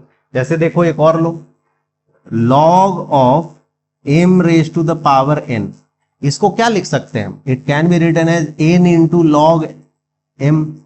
यहां देखो आर्गुमेंट के अंदर है z raise to the power n, n कहां आ गया, आगे, समवॉट लाइक दिस। बस यहां पे एक चीज एक्स्ट्रा क्या आ रहा है, 2n पाई, ताकि हमारा जो प्रिंसिपल आर्गुमेंट है वही हमें बार बार मिले आंसर के रूप में।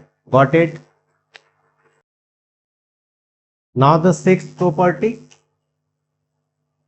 Argument of Z1 upon Z2, it will be argument of Z1 minus argument of Z2 again plus 2n pi, और जहां n क्या है, इंटीजर है। ठीक है, सिमिलर प्रूफ है, देखो इसको करते हैं। Z1 को मान लो R1 E I थीटा 1 और Z2 को एज्यूम कर लो R2 E I थीटा 2। ठीक, नाउ तो आर्गुमेंट ऑफ Z1 हमें क्या दिख रहा है, clearly theta 1, and argument of Z2 is theta 2। Now Z1 divided by Z2 क्या होगा, R1 E I theta 1 upon R2 E I theta 2। ठीक है, R1 R2 को तो साइड में कर लेते हैं। साथ में क्या मिल रहा है, बेसिस सेम है बट डिवीजन में है, तो वी विल गेट बेसिस का डिफरेंस, ये मिलेगा हमें। तो argument of Z1 by Z2 क्या है, theta 1 minus theta 2। Argument of Z1 upon Z2 is theta 1 minus theta 2, और थीटा 1 क्या है, argument of Z1, and theta 2 is argument of Z2। ठीक, तो ये मिल गया, और 2n पाई तो समझ ही रहे हैं हम कि क्यों हम कर रहे हैं, to bring this in the range of principal argument. Got it. तो देखो यहां पर हमने जो ये किया, प्रूफ करने के लिए यूलर फॉर्म का यूज किया, तो यहीं से तुम्हें अंदाजा लग रहा होगा कि यूलर फॉर्म एंड उसके साथ साथ पोलर फॉर्म कितना इंपॉर्टेंट है। कि किसी भी बहुत ही कॉम्प्लेक्स क्वेश्चन हो, अगर कॉम्प्लेक्स नंबर का, तो अगर तुम यूलर फॉर्म या पोलर फॉर्म का यूज करते हो तो वो क्वेश्चन बहुत ही आसानी से सॉल्व हो सकता है। ठीक है, चलिए आगे बढ़ते हैं। ना आर्गुमेंट ऑफ Z कॉन्जुगेट, देखो अगर Z यहां है तो Z और Z थीटा, Z का आर्गुमेंट क्या है, थीटा, तो Z कॉन्जुगेट एग्जैक्टली यहां पर होगा, समवट Z कॉन्जुगेट, और ये पॉजिटिव रियल एक्सिस के साथ कितने डिग्री का एंगल बनाएगा, माइनस थीटा। मतलब ये Z कॉन्जुगेट का जो आर्गुमेंट है, it is negative of argument of Z, तो it is negative of argument of Z, again 2n pi.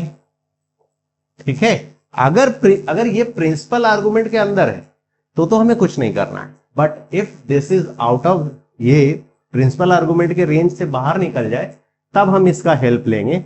Again n यहां पर भी एक इंटीजर है। अब अगर ऐसे नहीं समझ में आ रहा है तो इसको ऐसे समझो, Z को हमने एज्यूम कर लिया REI थीटा, तो Z कॉन्जुगेट क्या होता है, Z कॉन्जुगेट होता है RE माइनस थीटा। अब यहां पर देखो आर्गुमेंट ऑफ Z क्या है, theta, and argument of Z conjugate क्या है, माइनस थीटा। तो मैं यहां पे थीटा की जगह पे आर्गुमेंट ऑफ Z लिख सकता हूं ना। तो या तो ज्योमेट्री से समझो इसको, या फिर polar form, sorry Euler form से, इस तरीके से इसको प्रूव कर सकते हैं। ठीक है, ये याद रखना। अगर देखो एक सिंपल सा चीज याद रखो, अगर किसी कॉम्प्लेक्स नंबर का आर्गुमेंट थीटा है तो उसके कॉन्जुगेट का आर्गुमेंट माइनस थीटा ही होगा। अगर किसी कॉम्प्लेक्स नंबर का आर्गुमेंट पाई बाई 2 है तो उसके कॉन्जुगेट का आर्गुमेंट माइनस पाई बाई 2 होगा। अगर पाई बाई 3 है तो उसके कॉन्जुगेट का आर्गुमेंट माइनस पाई बाई 3 होगा। Got it. Now next, argument of minus Z is argument of Z plus pi. अब ये क्या है, देखो इसको इससे समझो ज्योमेट्री से, ये आर्गन प्लेन है, अगर z यहां पर है, इसका मतलब x और y, that is the real part of z and imaginary part of z, दोनों पॉजिटिव है। अगर मैंने माइनस z किया तो क्या मिल जाएगा, माइनस z, जैसे z ये है तो माइनस z क्या आ गया, minus x and minus y, sorry minus x and minus iota y। तो क्या देख रहे हैं, निगेटिव हो गया रियल पार्ट भी और इमेजिनरी पार्ट भी निगेटिव हो गया, तो वो कहीं यहां आ जाएगा माइनस z, है ना। इसका इसी क्वाड्रेंट में ना दोनों रियल और इमेजिनरी, तो इसको इसका अगर हमने माइनस लिया तो एग्जैक्टली इधर आ गया समवॉट, यहां पे लेट अस सपोज। ठीक, अब देखो ये बना रहा है थीटा एंगल अगर, ठीक, तो वर्टिकली अपोजिट एंगल से ये एंगल थीटा होगा। ओके, तो यहां पर इसका आर्गुमेंट क्या है, निगेटिव, माइनस ऑफ z का आर्गुमेंट क्या है, this is pi and plus theta. Pi में जब हमने थीटा जोड़ा तब हमें मिला, और अगेन यहां पर हम अगर ये प्रिंसिपल आर्गुमेंट से बाहर जा रहा है, अगर ये प्रिंसिपल आर्गुमेंट से बाहर जा रहा है तो प्लस 2n पाई करके इसको प्रिंसिपल आर्गुमेंट के अंदर ले आओ एंड n इज इंटीजर। ठीक, तो यहां क्लियर हुआ कि क्यों ये argument of z plus pi हो गया आर्गुमेंट ऑफ माइनस z। ठीक है ना, एक और कर लेते हैं, last argument of negative of conjugate of z। देखो तो इसको मैं क्या लिख सकता हूं, सिंपल सा, अगर इसको याद रखना है तो पहला 7th और 8th प्रॉपर्टी को याद रखो। आर्गुमेंट ऑफ z कॉन्जुगेट क्या था, it is negative of argument of z, plus 2n पाई तो होगा, और माइनस ऑफ z का आर्गुमेंट क्या था, तो it is argument of z plus pi. ठीक, तो यहां पे क्या लिखा हुआ है, आर्गुमेंट ऑफ माइनस z, तो it will B argument of z bar plus pi. ठीक, और आर्गुमेंट ऑफ z बार क्या है, negative of argument of z, तो इसका आर्गुमेंट क्या आया, negative of argument of z plus pi. And don't forget this 2n पाई, इस 2n पाई को नहीं बोलना है, वेयर n इज इंटीजर। मैं बार बार बोल रहा हूं n इज इंटीजर, ठीक है, इंटीजर के अलावा n कुछ नहीं हम रख सकते हैं, ओनली इंटीजर। ठीक, तो आर्गुमेंट ऑफ, देखो अगर मान लो 9th प्रॉपर्टी नहीं भी याद है तो 7th और 8th अगर ये और ये याद है तो इसके हेल्प से हम इसको डिराइव कर सकते हैं। कितना समय लगेगा, 5 सेकंड, इससे ज्यादा तो नहीं लगना चाहिए। Got it. Now properties of argument हो गया, अब एक क्वेश्चन है, इसको करते हैं। क्वेश्चन क्या है, पढ़ो। z and omega are two non zero complex numbers, ठीक, such that modulus of z is equal to modulus of omega, और साथ ही साथ हमें एक और रिलेशन दिया हुआ है, argument of z and argument of omega का सम पाई है, तो हमें z का वैल्यू बताना है इनमें से क्या है। ठीक, देखो इस क्वेश्चन को हम दो मेथड से कर सकते हैं, वीडियो पॉज करके तुम भी अटेम्प्ट करो। तो पहला मेथड से सॉल्व करते हैं, argument of z plus argument of omega pi given है, तो इसको मैं आर्गुमेंट के प्रॉपर्टी से ये लिख सकता हूं ना, argument of z omega is equal to pi. अब अगेन अगर किसी कॉम्प्लेक्स नंबर का आर्गुमेंट पाई है, इसका मतलब क्या होता है, अभी हमने डिस्कस किया कि वो निगेटिव रियल एक्सिस पे कहीं प्रेजेंट है, तभी ना पाई होगा, दिस इज पाई। तो मैं इस z ओमेगा को माइनस x एज्यूम कर लेता हूं, जहां पर x कोई रियल नंबर है। ठीक है, अब दोनों तरफ मॉडुलस ले लो, तो मॉडुलस ऑफ z मैं प्रॉपर्टी से सेपरेट कर दूं, मॉडुलस लेंगे तो प्रॉपर्टी से ये ऐसे हो जाएगा, और इधर मॉडुलस ऑफ माइनस x। अब उस रिलेशन का यूज करते हैं, मैं इसकी जगह पे मॉडुलस ऑफ z रख दूं तो ये आ जाएगा, और इधर तो x है। ठीक है, अब इस इक्वेशन को देखो और इस इक्वेशन, तो मैं दोनों इक्वेशन का यूज करूं तो फ्रॉम 1 and 2 वी गेट, हमें क्या मिला? हमें मिला z omega is equal to negative of mod z का स्क्वायर। इसका मतलब इसको मैं कैसे लिख सकता हूं? z omega is equal to minus mod z का स्क्वायर को हम देखो star property z bar is equal to mod z का स्क्वायर।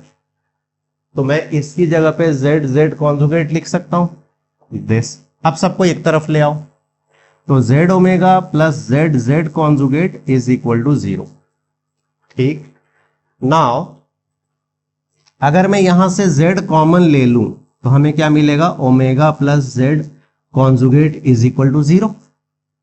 अब क्वेश्चन में इसने पहले ही बोल दिया है कि z and omega are non zero complex number, मतलब ये तो जीरो नहीं, इसका मतलब ये जीरो होगा।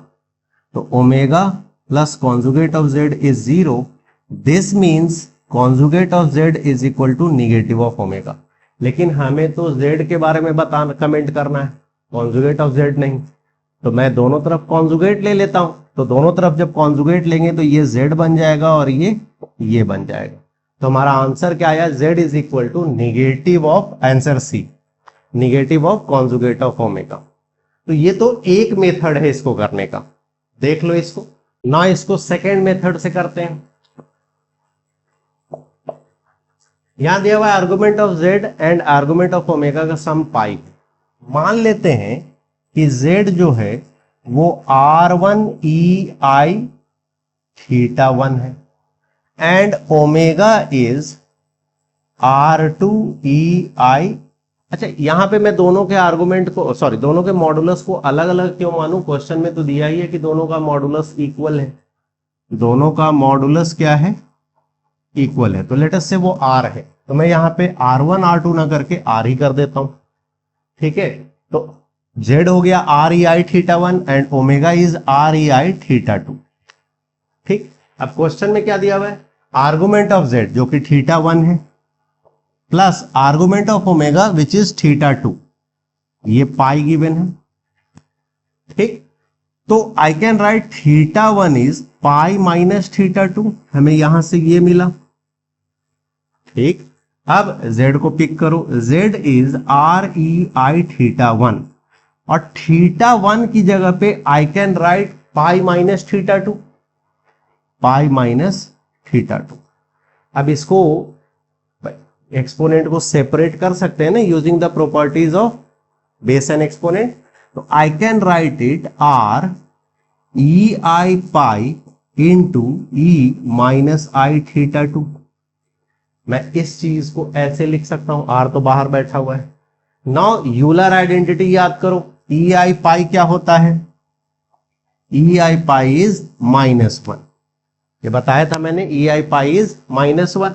तो यहां पे मैं इसकी जगह पे -1 पुट कर दूं तो हमें z क्या मिला? z इज -1 पुट कर दिए तो minus r e minus i theta 2। अगर ओमेगा ये है, ठीक, ओमेगा का आर्गुमेंट क्या है? थीटा 2।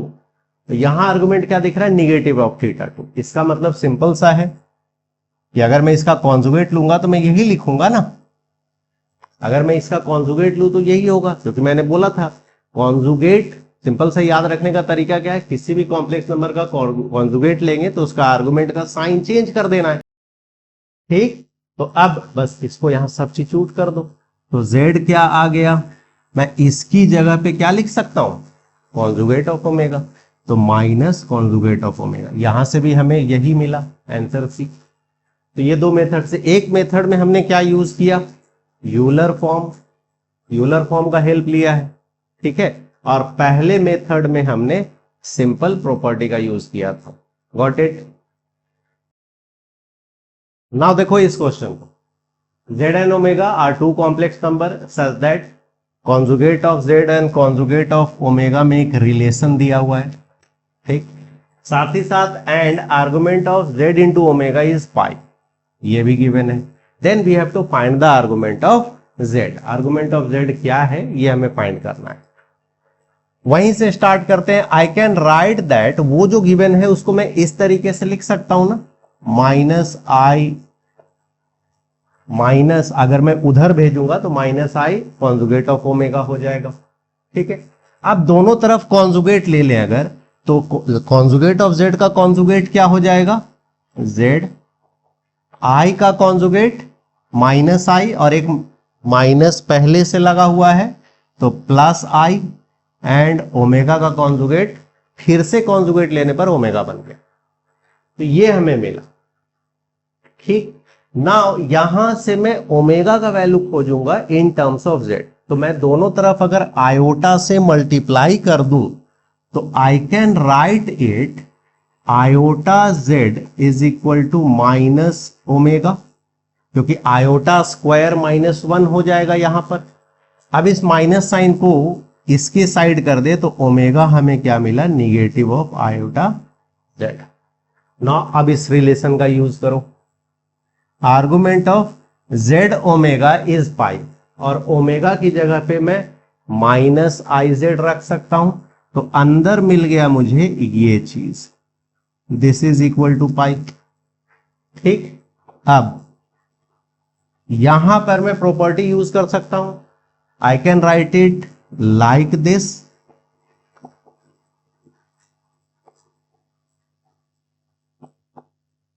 ठीक,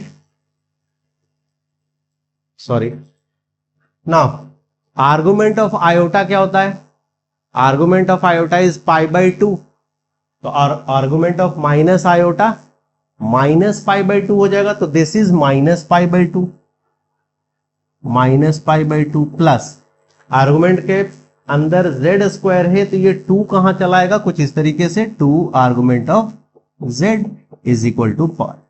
बस अब क्या करना है, इसको सॉल्व कर लेना है, हमें आर्गुमेंट ऑफ जेड दिख रहा है, बाकी सब तो कांस्टेंट्स है, तो पाई बाई 2 को पहले उधर ले जाएं तो हमें मिला 2 argument of Z is pi plus pi by 2 which is 3 pi by 2, और देन 2 को उधर ले जाएं तो 3 पाई बाई 4 हमारा आंसर आ गया विच इज आंसर सी।